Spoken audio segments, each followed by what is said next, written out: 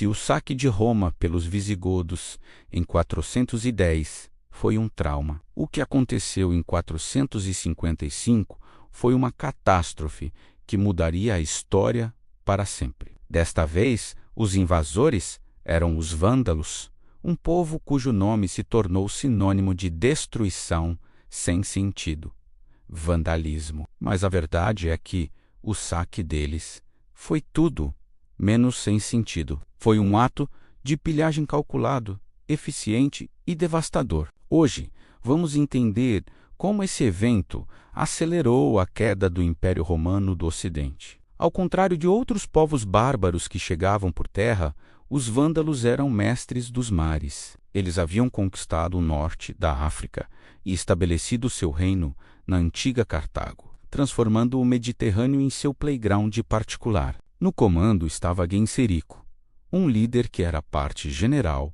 parte pirata e totalmente gênio estratégico. Ele não era um bárbaro ignorante. Era um político astuto que conhecia as fraquezas de Roma melhor do que os próprios romanos. E ele estava apenas esperando a oportunidade perfeita para atacar. A desculpa para a invasão veio em 455, quando o imperador Valentiniano III foi assassinado. Esse ato quebrou um acordo de noivado entre o filho de Genserico e a princesa romana Eudóxia. Para Genserico, isso não era apenas uma ofensa pessoal, era um convite. Ele reuniu sua frota e navegou direto para o coração do império. Em junho daquele ano, os navios vândalos surgiram no horizonte de Ostia, o porto de Roma.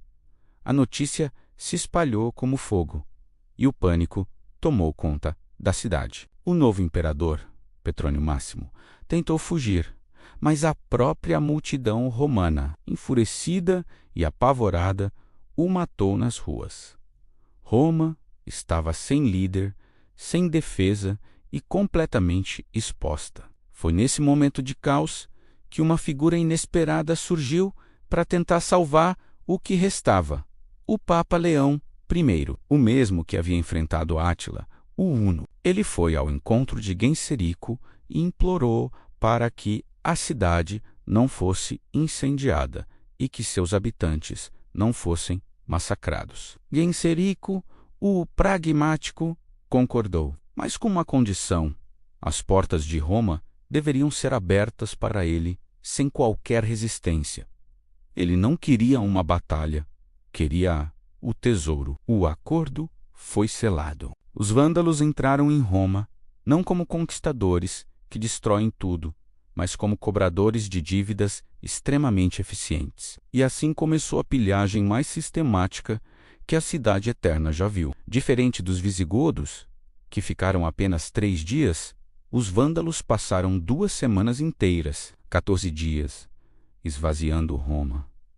Eles foram metódicos. Imagine equipes de soldados indo de palácio em palácio, de templo em templo, com um inventário do que levar. Eles arrancaram as telhas de bronze dourado do templo de Júpiter, uma das maravilhas arquitetônicas da cidade. Levaram estátuas de ouro e prata, móveis preciosos e toda a riqueza que conseguiam carregar. O mais impressionante é que eles levaram os tesouros sagrados do Templo de Jerusalém, incluindo o famoso candelabro de 7 braços, a Monurá. Esses artefatos haviam sido trazidos para Roma pelo imperador Tito séculos antes, e agora estavam a caminho de Cartago, a nova capital vândala. Além dos tesouros, milhares de cidadãos romanos, incluindo a imperatriz Eudóxia e suas filhas, foram levados como reféns e escravos. Foi um sequestro em massa, uma humilhação que Roma jamais havia sofrido. O objetivo de Genserico era claro: não apenas enriquecer seu reino, mas também transferir o prestígio e o poder de Roma para Cartago. Então, por que o saque de 455 foi considerado pior que o de 410? Embora o acordo com o Papa Leão tenha evitado um massacre generalizado e a destruição completa da cidade por incêndios, o impacto material e simbólico foi muito mais profundo. O saque dos visigodos foi um choque psicológico. Mostrou que Roma não era invencível. Já o saque dos vândalos foi um esvaziamento físico e econômico. Roma foi literalmente despojada de sua riqueza acumulada ao longo de séculos. A administração pública, que já estava frágil,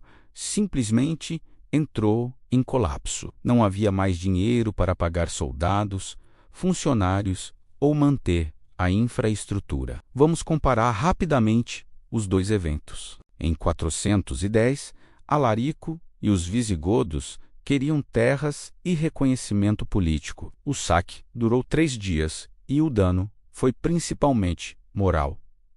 Em 455, Genserico e os vândalos queriam riqueza e poder. O saque durou 14 dias e o dano foi uma catástrofe material. Roma perdeu seus tesouros, sua elite e sua capacidade de se autogovernar. O saque também revelou uma nova fraqueza. O império não conseguia mais controlar nem mesmo o mar Mediterrâneo, que um dia chamou de Mar Nostrum.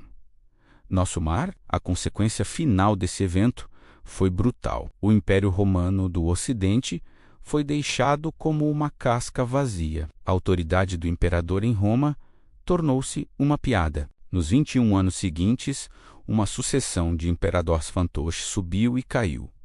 Mas o poder real estava nas mãos dos generais bárbaros. O golpe de 455 foi tão devastador que o império nunca se recuperou. Em 476, apenas uma geração depois, o último imperador, um jovem chamado Rômulo Augusto, foi deposto sem cerimônia. Ninguém se importou. O Império Romano do Ocidente não terminou com um estrondo, mas com um suspiro silencioso, esvaziado de sua glória, riqueza e propósito pelo saque implacável dos vândalos. Obrigado por assistir. Se você gostou de mergulhar nessa história fascinante, não se esqueça de deixar seu like, se inscrever no canal e ativar o sininho para não perder os próximos vídeos. Até a próxima!